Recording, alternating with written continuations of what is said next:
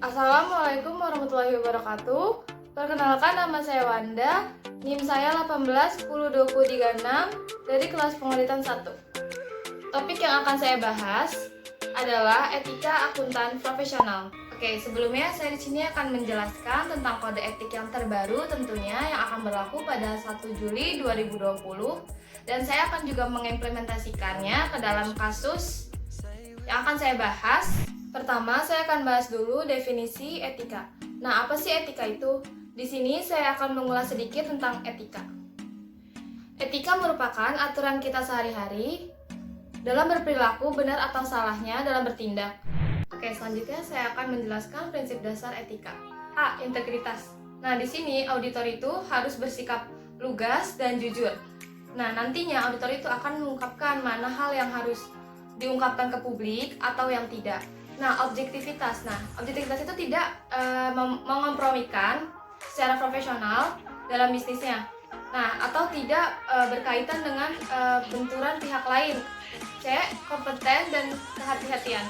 Nah, di sini auditor itu harus mencapai dan mempertahankan secara profesional dan melakukannya secara bersungguh-sungguh untuk mengauditnya. E. Perilaku profesional. Nah, ini tuh mematuhi peraturan perundang-undangan. Jadi setiap perilaku auditor itu diatur di dalam sana. Jadi auditor pun harus mematuhi setiap peraturan yang ada dalam melakukan pekerjaannya. Tentunya mematuhi peraturan perundang-undangan yang berlaku saat ini. Oke, langsung saja kita akan bahas ke kasus yang sebelumnya saya jelaskan di awal. Nah, apa sih yang kalian pikirkan tentang kasus ini? Di samping saya ada kasus. Nah, bisa dibaca dulu sambil saya jelaskan. Perlu diingat, baik KAP maupun auditor sebelum memberikan jasanya harus mencari tahu terlebih dahulu latar belakang apa dan bagaimana manajemen atau kebutuhan yang akan diauditnya. Tentunya kita harus mencari tahu juga ruang lingkupnya bagaimana, terus laporan keuangannya bagaimana, ataukah ada pinjaman yang macet. Nah, nanti dari situ akan menjadi bahan pertimbangan seorang auditor untuk mengaudit perusahaan klien. Nah, kenapa sih KAP ataupun auditor itu harus mencari tahu latar belakang perusahaan klien? Karena kita akan merencanakan atau memperkirakan berapa atau seberapa besar ya ancaman yang datang saat kita memberikan jasa tersebut. Di sini saya akan mengupas beberapa kode etik yang dilanggar oleh KAP maupun auditornya. Bisa dilihat dari kasus yang saya berikan, dalam keputusan Menteri Keuangan tentang jasa akuntan publik, hanya boleh untuk auditor selama 3 tahun dan KAP selama 5 tahun. Nah, bisa dilihat kan di sini, itu melebihi dari batas. Bagaimana laporan yang telah diaudit oleh KAP tersebut? Oke, sekarang kita kupas satu persatu. Apa aja sih yang dilanggar nih dalam kode etik ini, baik untuk auditor maupun KAP-nya. Balik lagi ke prinsip dasar tadi yang ada 5. Integritas. Di sini auditor itu dituntut untuk bersikap lugas dan jujur. Tapi bisa dilihat dengan berapa panjangnya dekade, apakah auditor ini bisa berkata jujur, bersikap lugas dalam melakukan pekerjaannya atau tidak. Tidak bisa dipastikan bahwa auditor bekerja secara jujur dan lugas selama periode ini. Untuk KAP yang kedua masih bisa termasuk aman karena masih sesuai dengan peraturan yang berlaku selama 3 tahun. Semakin lama klien dan KAP bekerja sama, maka semakin besar juga ancaman benturan kepentingan. Bisa saja salah satu dari pihak klien maupun auditor mengajak kompromi tetapi di luar dari kode etik ini. Selanjutnya kita masuk ke prinsip objektivitas. Seorang auditor itu tidak boleh terpengaruh atau terkena benturan dari yang lain atau pihak yang tidak semestinya. Jika salah satu memang mempunyai kepentingan atau benturan kepentingan, maka akan terjadi kompromi. Selanjutnya masuk ke kompetensi dan kehati-hatian. Auditor dituntut untuk bersungguh-sungguh dan berhati-hati dalam melakukan pekerjaannya, serta kompeten dalam melakukan tugas tersebut. Seharusnya auditor itu melakukan sesuai dengan kode etik yang berlaku. Kesungguhan itu mencakup tanggung jawab, cermat, kompeten, dan kehati-hatian seorang auditor dalam melakukan pekerjaan. Sedangkan dalam kasus ini, Sudah terlihat jelas bukan dari kasus yang saya sajikan bahwa auditor melanggar dasar dari prinsip kode etik tersebut. Dalam melakukan audit, auditor itu akan disupervisi lagi oleh auditor lainnya. Dan seharusnya untuk supervisi diberikan yang tepat agar tidak salah jalan dalam melakukan pekerjaan. Dalam melakukan audit, apabila pengawasan yang tidak ketat, maka akan terjadi ancaman bagi auditor tersebut. Selanjutnya, kerahasiaan. Nah, dalam melakukan kerjasama dengan klien, pastinya akan ada hasil dari audit atau audit laporan yang kita lakukan. Jika kerahasiaan tidak bisa dijaga, maka akan merugikan salah satu pihak, baik pihak auditor maupun klien. Misalnya, salah satu pihak itu memberikan informasi kita ke orang lain, tapi di luar pengetahuan kita. Saat memutuskan untuk mengungkapkan atau tidaknya, auditor perlu mempertimbangkan keadaan. Keadaan bagaimana sih yang dipertimbangkan itu? Keadaan yang kemungkinan terjadi atau yang relevan. Selanjutnya, perilaku profesional. Nah, di sini nih seru banget karena sudah pasti itu tidak profesional. Dari dasar prinsip yang paling atas itu integritas aja sudah dilanggar, apalagi profesional ya pasti akan dipertanyakan. Dalam perilaku profesional ini, auditor dituntut untuk mematuhi undang-undang. Sebenarnya bukan hanya auditor, semua yang kita kerjakan pun ada peraturannya. Jadi setiap gerak-gerik kita atau perilaku kita pasti ada aturannya juga. Dalam kasus yang saya sajikan, sudah jelas banyak sekali undang-undang yang dilanggar. Dalam kode etik ini, sudah dipertegas bahwa auditor dan KAP tidak boleh melakukan bisnis apabila melanggar kode etik yang berlaku. Sekali lagi saya tegaskan bahwa auditor tidak menggunakan perilaku profesionalnya dalam melakukan atau memberikan jasa. Kenapa saya bisa mengeluarkan pernyataan seperti itu? Setelah saya bahas atau setelah saya lihat satu persatu bahwa dasar etika saja sudah dilanggar, apalagi kesana-kesananya pasti akan merambat. Setiap ancaman yang datang atau kesalahan yang dilakukan oleh auditor akan merambat ke kode etik yang lainnya. Di sini saya selanjutnya akan membahas benturan kepentingan. Setiap anggota wajib mematuhi dasar prinsip dan menerapkan kerangka konseptual. Nah, apa sih tujuannya? Tujuannya itu yang pertama untuk identifikasi apakah ada ancaman atau tidaknya. Terus setelah itu kita evaluasi dulu bagaimana ancamannya, apa masih bisa diatasi atau tidak. Setelah evaluasi pasti kita akan mengatasi ancaman. Nah, ancamannya ini masih bisa diterima atau tidak untuk melakukan pemberian jasa.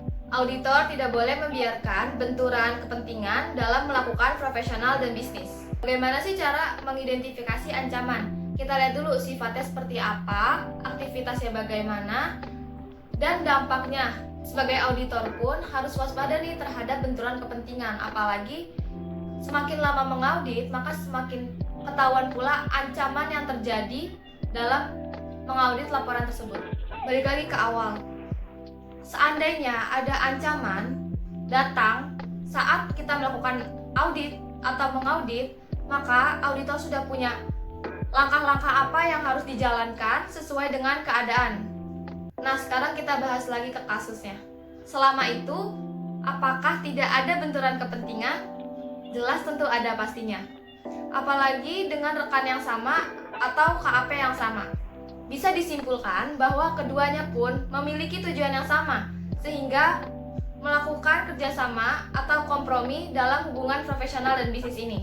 Bisa saja salah satu pihak melakukan kesepakatan di luar pekerjaan yang diberikan.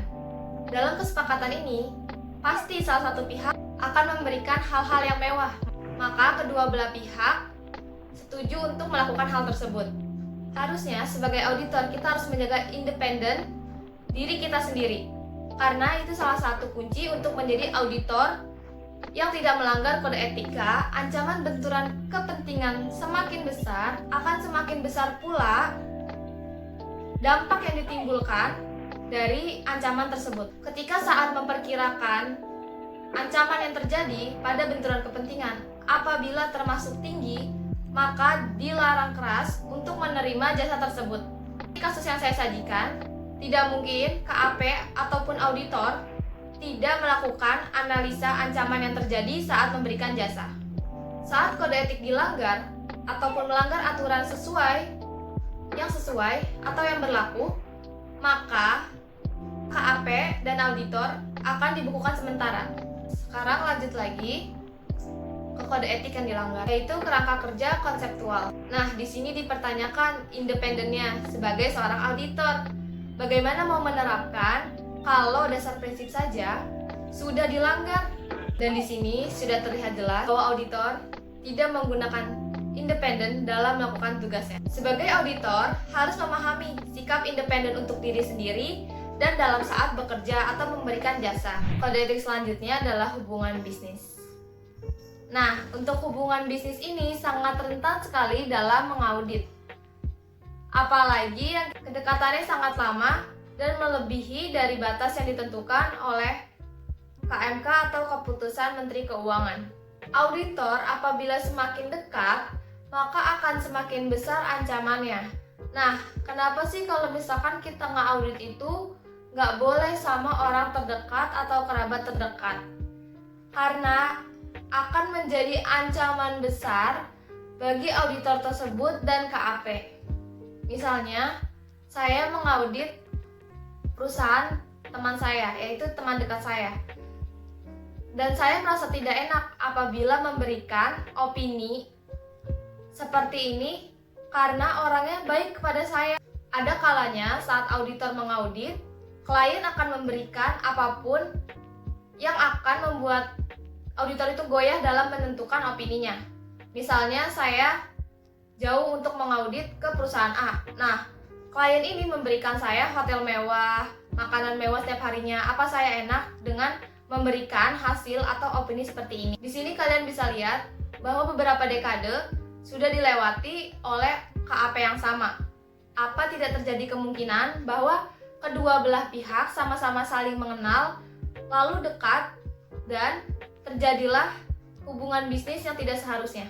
Dalam hal tersebut, auditor akan diuji bagaimana bisa menghindari ancaman yang terjadi dalam hubungan bisnis ini. Saya tegaskan sekali lagi bahwa ketika salah satu kode etik yang dilanggar, maka akan merambat ke mana saja atau akan merambat ke yang lain dalam kode etik. Padahal dalam kode etik tersebut sudah dijelaskan serinci-rincinya bagaimana auditor dalam melakukan pekerjaannya. Silahkan dibaca terlebih dahulu sambil saya jelaskan kembali. Balik lagi ke integritas dalam prinsip etika. Bukankah tanda tanya besar setelah diaudit oleh KAP yang terakhir ini ada fraud sebesar 7 miliar? Bagaimana dengan KAP sebelumnya yang mengaudit laporan tersebut? Pasti banyak kejanggalan yang terdapat dalam mengaudit laporan tersebut. Pasti kedua belah pihak memiliki kesepakatan bersama sehingga ada yang harusnya diungkapkan tetapi tidak diungkapkan. Sebenarnya ini bisa saja dihindari asalkan KAP maupun auditor memahami dan menerapkan konsep ini dalam melakukan pekerjaan profesional dan bisnis. Orang-orang mengenal Jiwasraya pasti merupakan perusahaan besar. Nah, tetapi dalam sumber ini atau berita ini, Citos yang dimiliki oleh Jiwasraya macet dalam melakukan pembayaran. Dalam berita tersebut sudah dijelaskan bahwa manajemen abai terhadap GCG. Coba deh bayangin, kalau kalian mau beli saham di sana, terus kalian diajak karaoke dulu tuh, terus diajak makan. Nah, itu kan harusnya nggak usah ya, karena kan di situ kita mau beli saham dan seharusnya kita dijelasin nih bagaimana laporan keuangan perusahaan tersebut dan gimana ke depannya. Akankah persentase semakin baik ke depannya atau semakin menurun? Harapan nasabah dalam menanamkan saham adalah mendapatkan laba yang cukup dari hasil saham yang ditanamkannya.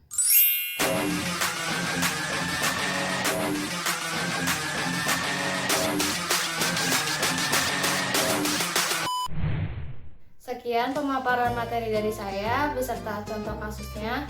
Semoga ilmu ini bisa bermanfaat buat kalian semua dan terima kasih yang udah menonton video ini. Dan mohon maaf apabila masih banyak kesalahan dalam pemaparan video ini. Di sini saya juga masih belajar, jadi kita sama-sama belajar. Terima kasih. Wassalamualaikum warahmatullahi wabarakatuh.